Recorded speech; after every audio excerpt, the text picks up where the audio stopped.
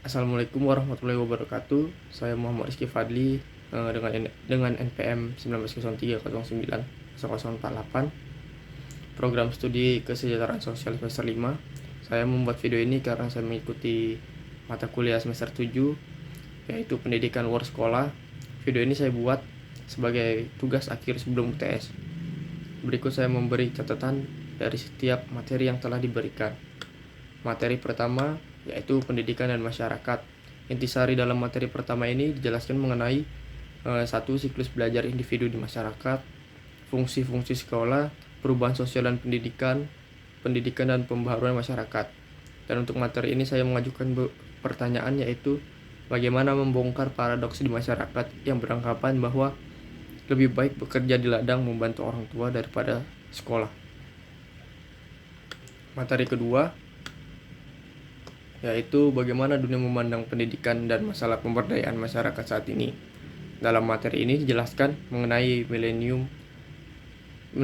MDGs atau Millennium Development Goals yang merupakan sebuah paradigma pembangunan global yang dideklarasikan KTT Millennium oleh 189 negara anggota PBB di New York. Semua berkomitmen mengintegrasikan MDGs sebagai bagian dari program pembangunan nasional dalam upaya menangani penyelesaian terkait isu-isu yang sangat mendasar tentang pemenuhan hak asasi dan kebebasan manusia, perdamaian, keamanan, dan pembangunan. Untuk materi ini saya telah mengupload video pada tanggal 21 November 2021. Dan untuk materi ini saya mengajukan pertanyaan yaitu 1. Tujuan pembangunan memang penting. Namun bagaimana jika pembangunan tersebut malah mengesampingkan masalah kelestarian lingkungan? Materi ketiga yaitu konstitusionalitas pendidikan.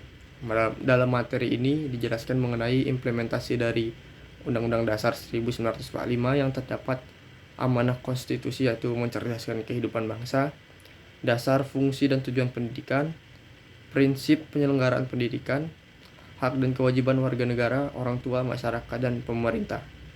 Dan untuk materi ini saya mengajukan pertanyaan yaitu 1. Mencerdaskan kehidupan bangsa merupakan amanah konstitusi dan kritisme merupakan bentuk dari masyarakat yang cerdas. Namun bagaimana sebuah bangsa memelihara kritisme tersebut di tengah ketakutan dalam mengemukakan pendapatnya?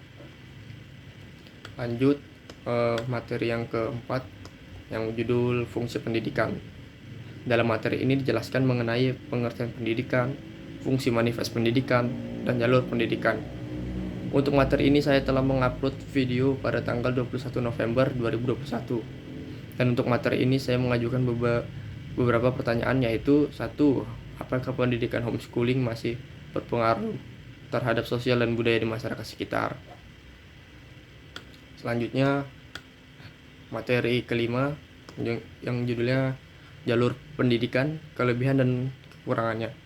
Dalam materi ini dijelaskan mengenai jenis pendidikan formal beserta keunggulan dan kekurangannya, pendidikan informal, karakteristik pendidikan informal beserta keunggulan dan kekurangannya, pendidikan non formal beserta keunggulan dan kekurangannya.